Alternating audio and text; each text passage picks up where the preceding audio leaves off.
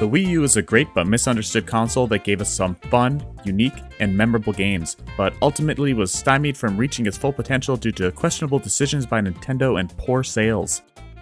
This is not another list of why the Wii U wasn't successful.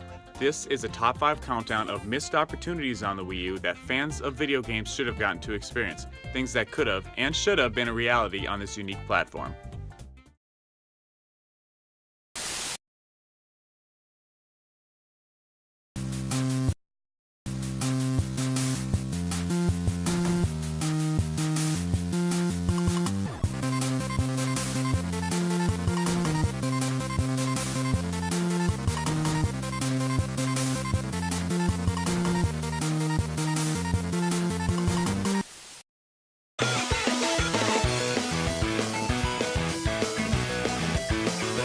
The Wii U was Nintendo's first HD-capable console, and it initially seemed like owners would be flooded with HD versions of classic Nintendo games. We got a taste of this with a few excellent Zelda remakes and Wind Waker and Twilight Princess that included some minor but good enhancements in addition to HD visual upgrades.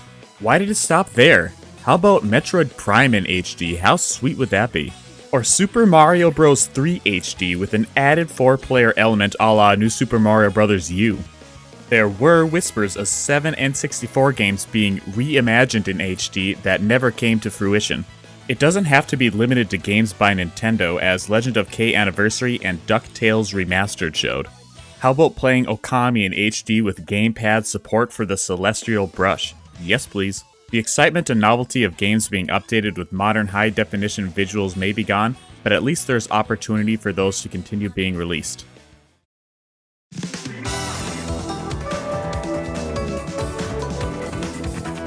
Xbox One has the Kinect, but voice technology is obviously not for everyone and is usually buggy. Picture the gamepad as a universal remote for your living room.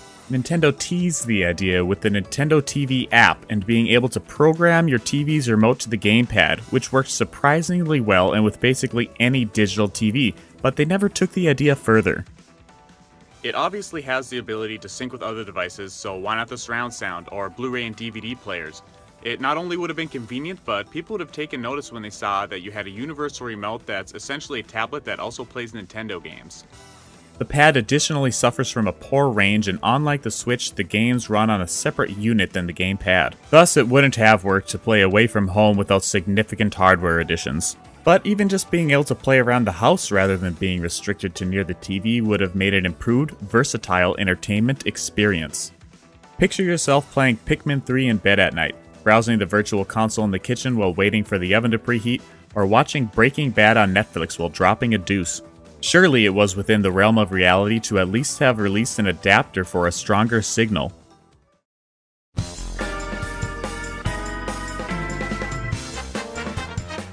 It's safe to assume that hardcore Nintendo fans bought a Wii U regardless, but given that the console sold about 14 million units compared to the Wii's 102 million, it's also safe to say that the user base didn't expand past the hardcore fans very far.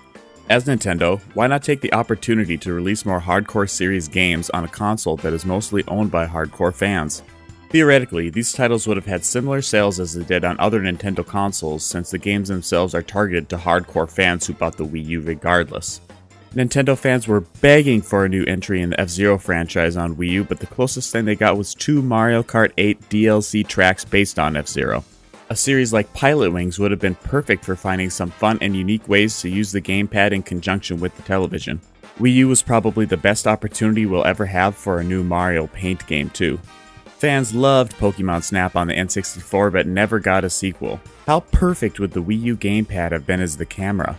You would view the bulk of the action on the TV and use the gamepad screen as a viewfinder and the shoulder button as a shutter. The gamepad would have worked well for sorting photos and made a great Pokédex too. Fatal Frame in the Wii U eShop is the closest experience that we ever got.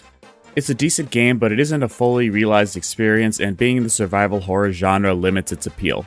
Unfortunately, something like this wouldn't work on the Switch given that you can only play on the TV or the LCD touchscreen, and at this point cannot use them together.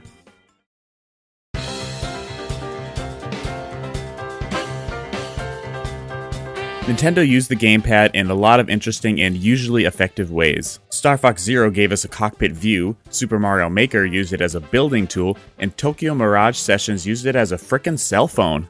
But besides first party, we didn't see much exceptional use of the Wii U's main selling point. There are, of course, exceptions.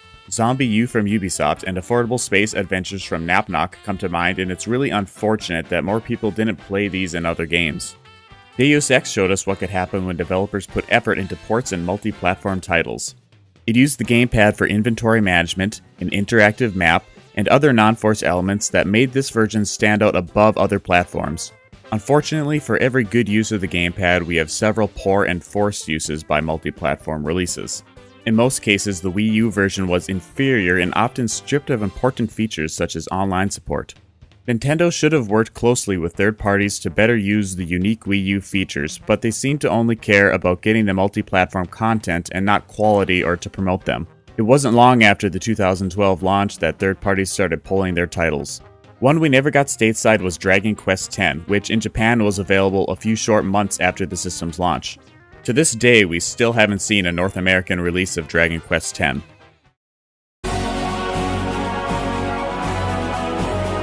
An honorable mention before the Wii U's biggest missed opportunity goes to the lack of GameCube support. It's odd that no GameCube games ever made it to the Virtual Console. Even more odd is that Nintendo bothered to release a 4-port GameCube controller adapter and re-release GameCube controllers, but only make it compatible with Super Smash Bros. They missed an opportunity to add additional control options and reach new audiences with GameCube games.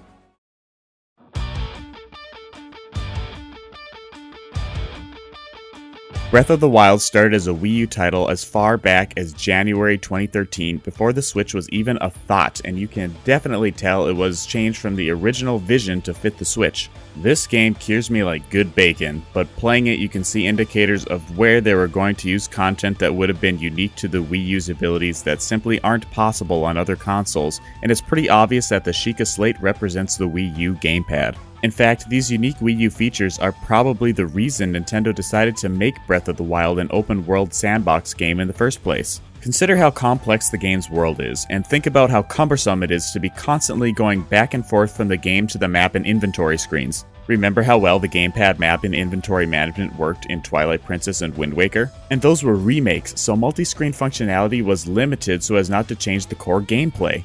Wii U was made for RPGs like this. Imagine that the gamepad has a nice big map on it while the action is all on the TV. You're able to use the touchscreen to move the map around, zoom in and out, add and remove pins, and interact with your inventory menus quickly without having to break from the action. I'm sure that these and plenty of other functions we don't even know about were in the works but had to be scrapped to make it fit the Switch and to avoid a situation where the Wii U version was actually superior to the new console's version. I still think Breath of the Wild is a masterpiece and will go down as one of the greatest games of the decade, but I can't help but feel cheated of the full intent of what could have unimaginably been an even more amazing experience with the gamepad. With the Switch, it seems Nintendo is taking one step forward and one step back, fixing what the Wii U did wrong while getting rid of what the Wii U did right. They addressed issues with the Wii U, namely an inability to take the gamepad away from the TV, but removed the good features such as using the gamepad simultaneously with the television. Hopefully some of these issues can be fixed with system updates, but others might be permanent setbacks due to hardware limitations.